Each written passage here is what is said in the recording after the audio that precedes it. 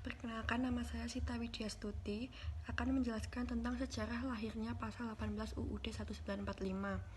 Sebelum diubah, ketentuan mengenai pemerintahan daerah diatur dalam satu pasal, yakni Pasal 18 tanpa ayat. Setelah diubah menjadi 3 pasal, yaitu Pasal 18, Pasal 18A, dan Pasal 18B. Semua pasal diputus pada perubahan kedua pada tahun 2000. Pencantuman tentang pemerintahan daerah di dalam perubahan UUD 1945 dilatar belakangi oleh kehendak untuk menampung semangat otonomi daerah dalam memperjuangkan kesejahteraan masyarakat daerah. Hal itu dilakukan setelah belajar dari praktik ketatanegaraan pada era sebelumnya yang cenderung sentralis, adanya sistem penyeragaman sistem pemerintahan seperti dalam UUD nomor 5 tahun 1974 tentang pemerintahan daerah dan UUD nomor 5 tahun 1979 tentang pemerintahan desa, serta mengabaikan kepentingan daerah.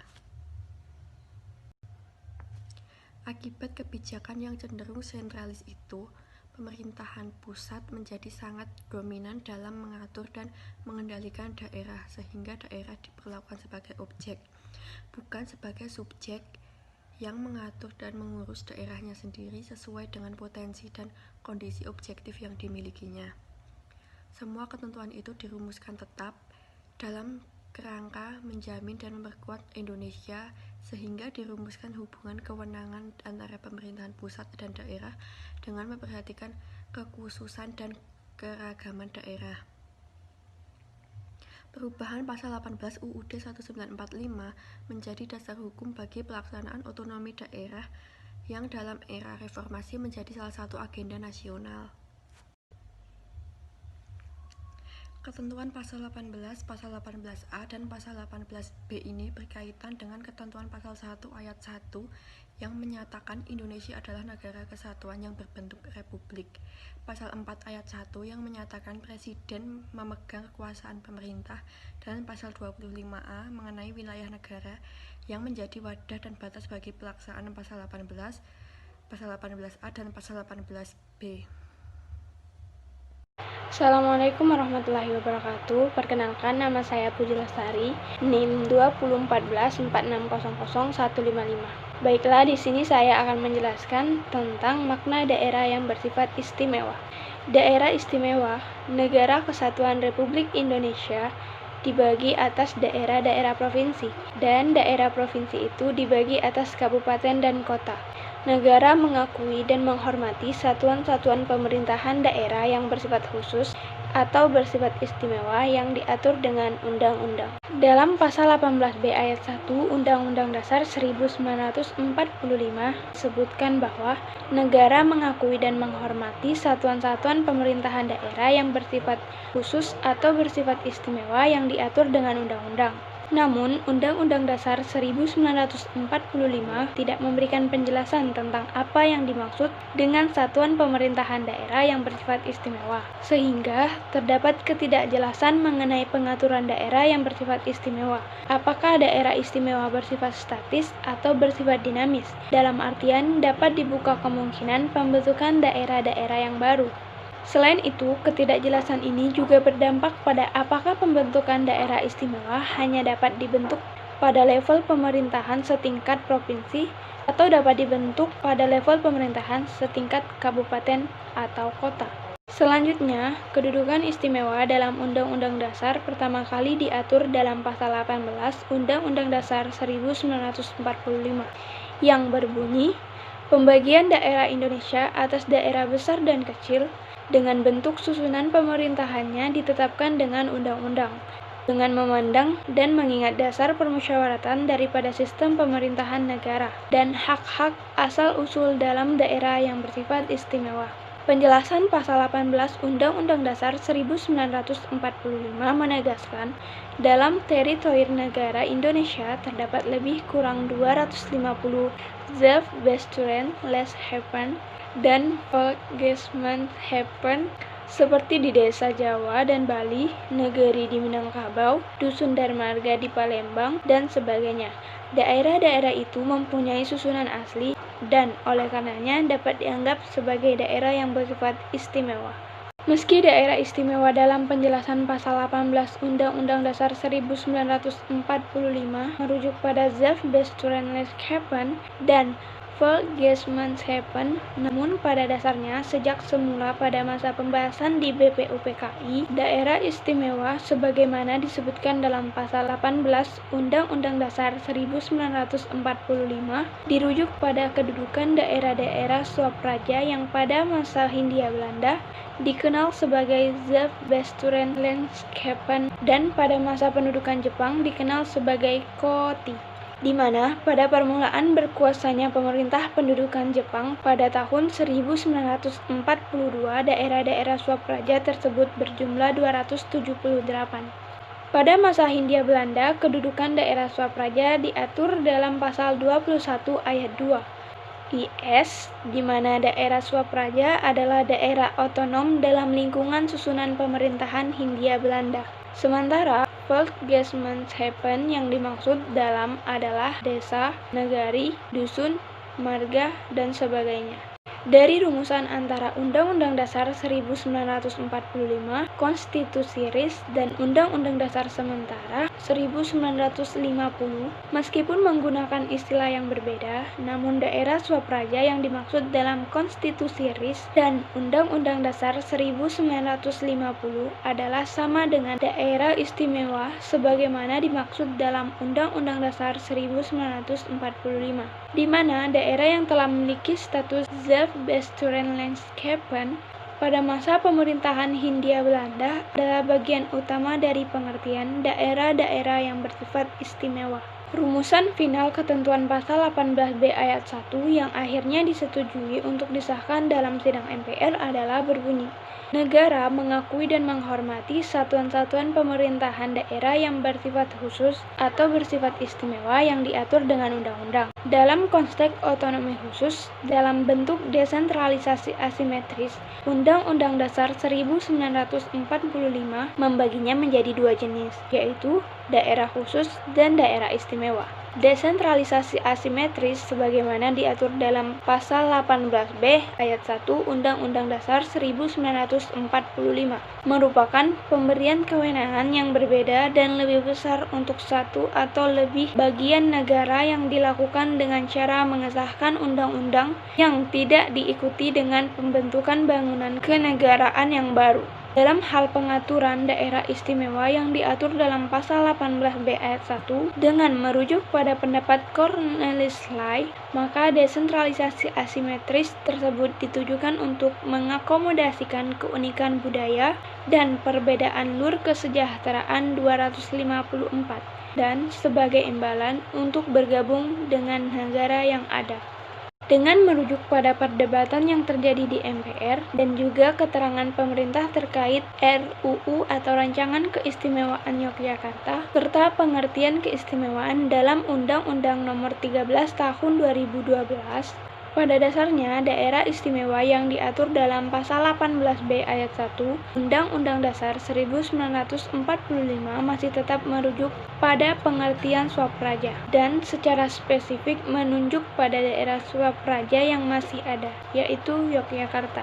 Makna dari daerah istimewa berdasarkan ketentuan pasal 18B ayat 1 Undang-Undang Dasar 1945 ini masih senapas dengan maksud ketentuan pasal 18 Undang-Undang Dasar 1945, pasal 64-67 Konstitusi RIS, dan pasal 132-133 Undang-Undang Sementara 1950, yaitu daerah-daerah yang awalnya merupakan daerah swapraja yang pada masa Hindia Belanda dinamakan Selbstbestimmungsrecht.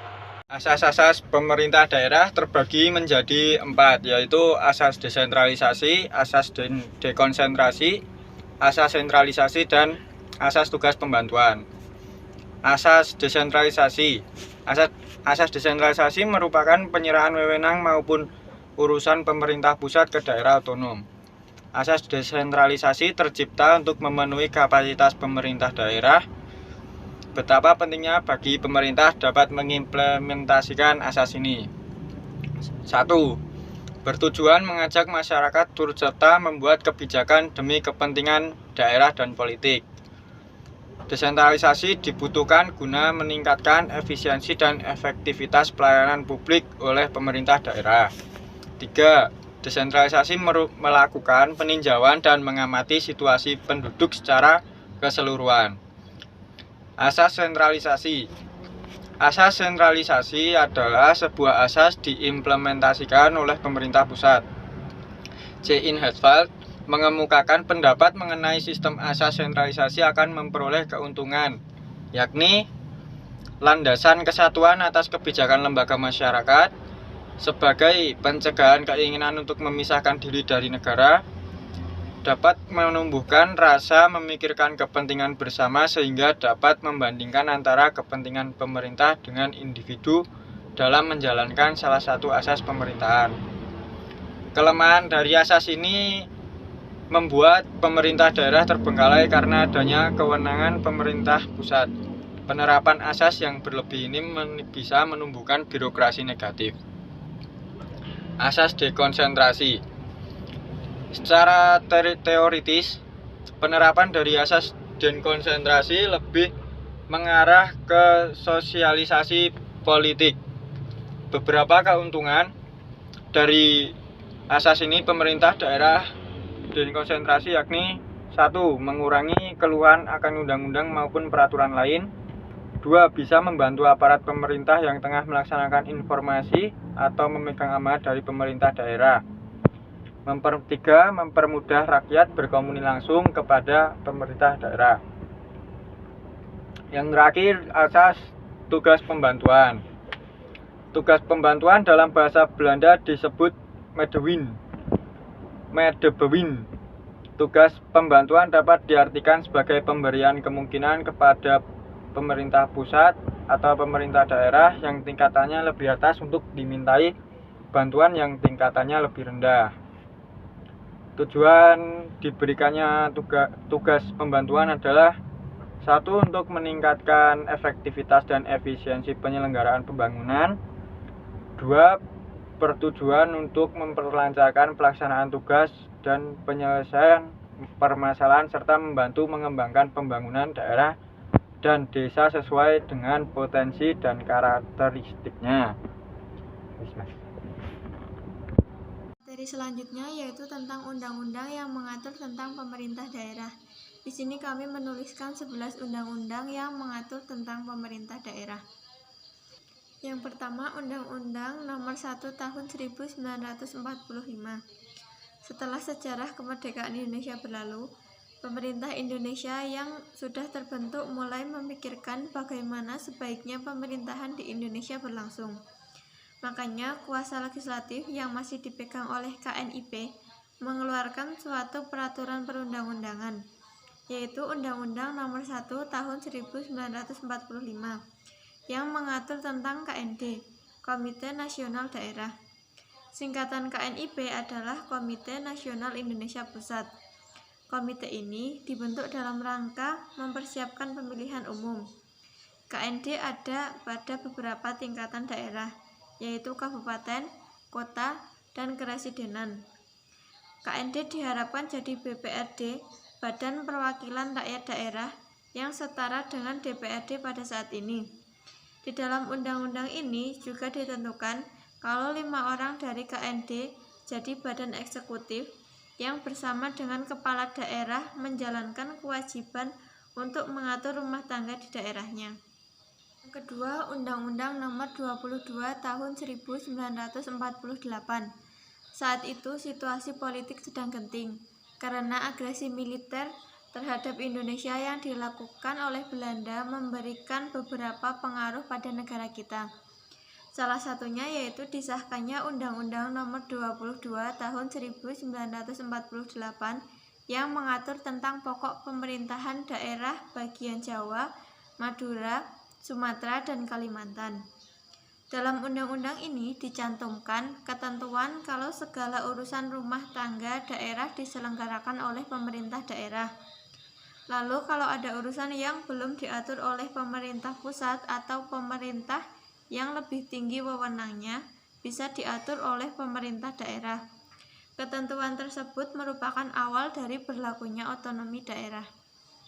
Yang ketiga, Undang-Undang Nomor 44 Tahun 1950. Undang-Undang Nomor 44 Tahun 1950 ini yang mengatur tentang pokok-pokok pemerintahan daerah bagian Sulawesi, Maluku, dan Nusa Tenggara. Undang-undang ini merupakan pengaturan lebih lanjut dari Undang-Undang Nomor 22 Tahun 1948 tersebut.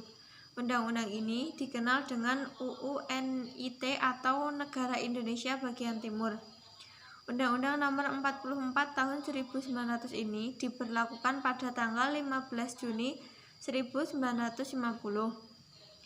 Dalam undang-undang ini disebutkan kalau ada 3 tingkatan daerah otonomi di wilayah NIT, yaitu daerah tingkat 1, daerah bagian tingkat 2, dan daerah anak bagian.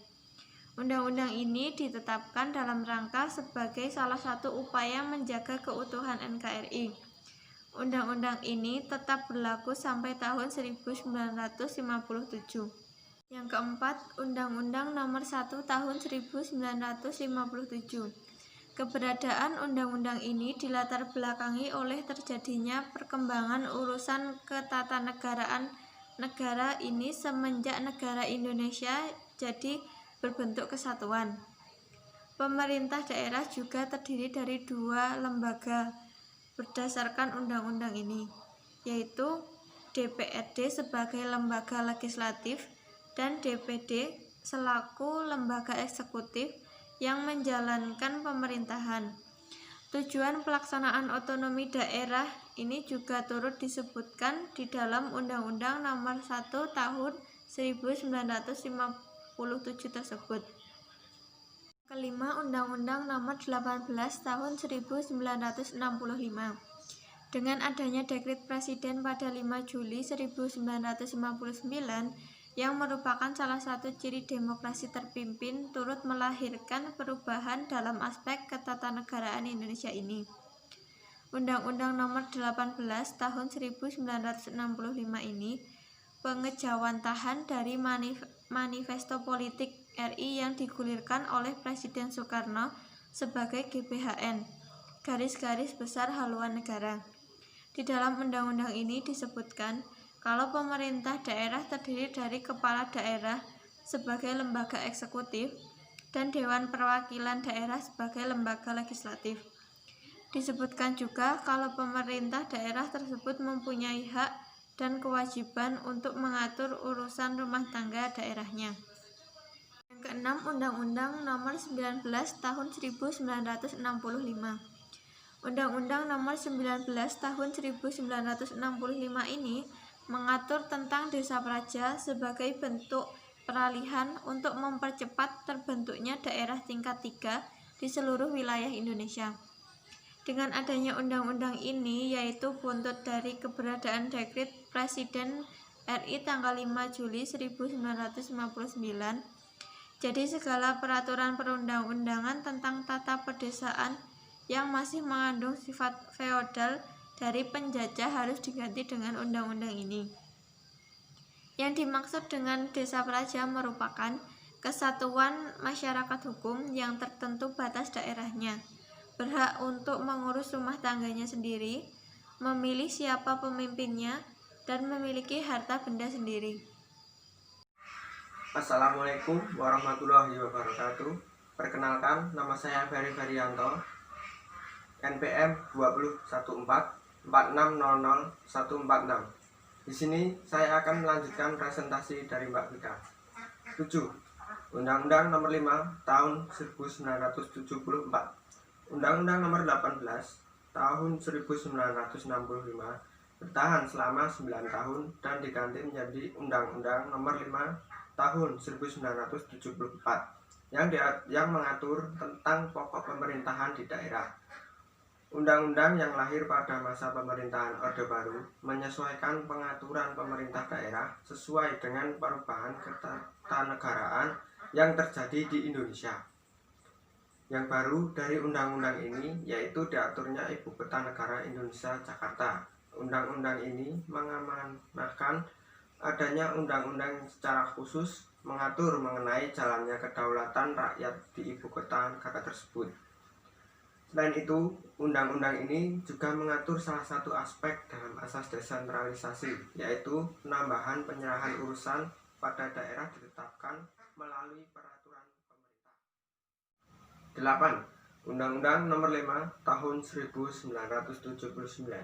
Sebagai undang-undang yang pertama kali secara khusus mengatur pemerintahan desa, Undang-Undang Nomor 19 Tahun 1965 terbit pada era demokrasi terpimpin, tidak lagi sesuai dengan kondisi ketatanegaraan yang ada di tanah air. Makanya terbitlah Undang-Undang Nomor 5 Tahun 1979 yang mengatur tentang pemerintahan desa pada masa pemerintahan Orde Baru. Dengan adanya undang-undang ini, diharapkan kedudukan pemerintahan desa bisa diseragamkan dengan tetap mengindahkan keragaman kondisi desa dan ketentuan adat istiadat yang masih berlaku. Supaya memperkuat pemerintahan desa, jadi semakin mampu buat menggerakkan masyarakat dalam partisipasinya mencapai tujuan pembangunan nasional dan melaksanakan administrasi yang semakin meluas dan efektif. 9. Undang-Undang Nomor 22 Tahun 1999. Undang-Undang Nomor 22 Tahun 1999 mengatur tentang pemerintahan daerah. Undang-undang ini mulai digunakan pada era demokrasi reformasi. Di dalam undang-undang ini disebutkan jika jenis tingkatan daerah yang berlaku yaitu daerah provinsi, kabupaten, dan kota. Yang membedakan dengan undang-undang pemerintahan daerah yang sebelumnya, yaitu di dalamnya disebutkan kalau kepala daerah beserta perangkat daerah otonom yang lain sebagai badan eksekutif daerah dan DPRD sebagai badan legislatif daerah. 10. Undang-Undang Nomor 32 Tahun 2004. Undang-Undang Nomor 32 Tahun 2004 mengatur tentang pemerintahan daerah yang paling sering kita temukan di pemerintahan daerah. Dengan adanya undang-undang tersebut, maka diharapkan penyelenggaraan otonomi daerah sesuai dengan asas otonomi dan tugas pembantuan. Otonomi daerah juga dilaksanakan guna mempercepat tercapainya kesejahteraan masyarakat melalui peningkatan pelayanan dan pemberdayaan masyarakat. Semua hal itu dilakukan dengan tetap memperhatikan segala prinsip demokrasi, keadilan, pemerataan, kekhususan, dan keistimewaan suatu daerah dalam lingkup Negara Kesatuan Republik Indonesia. 11. Undang-Undang Nomor 9 Tahun 2015. Setelah Undang-Undang Nomor 32 Tahun 2004, lalu ada dua undang-undang lain yang membahas pemerintahan daerah, yaitu Undang-Undang Nomor 12 Tahun 2008 dan Undang-Undang Nomor 23 Tahun 2014. Tetapi undang-undang tentang pemerintahan daerah yang paling baru dan yang berlaku sampai saat ini yaitu Undang-Undang Nomor 9 Tahun 2015. Keberadaan undang-undang tersebut tidak lepas dari adanya pengaruh perubahan aturan mengenai pemilihan kepala daerah. Adanya perubahan yang terjadi yaitu penegasan tentang pembantu tugas kepala daerah, yaitu wakil kepala daerah. Selain itu, disebutkan juga wakil gubernur, wakil bupati, dan wakil wali kota. Di dalam undang-undang ini juga diatur segala tugas dari kepala daerah yang baru dan sebagai ketentuan baru yang lainnya.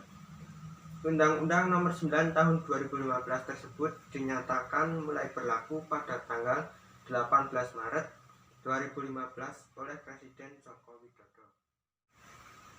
Demikianlah presentasi dari kelompok kami. Bila ada kekurangan dalam penyampaian materi, kami mohon maaf sebesar-besarnya. Sekian dari kami. Wassalamualaikum warahmatullahi wabarakatuh.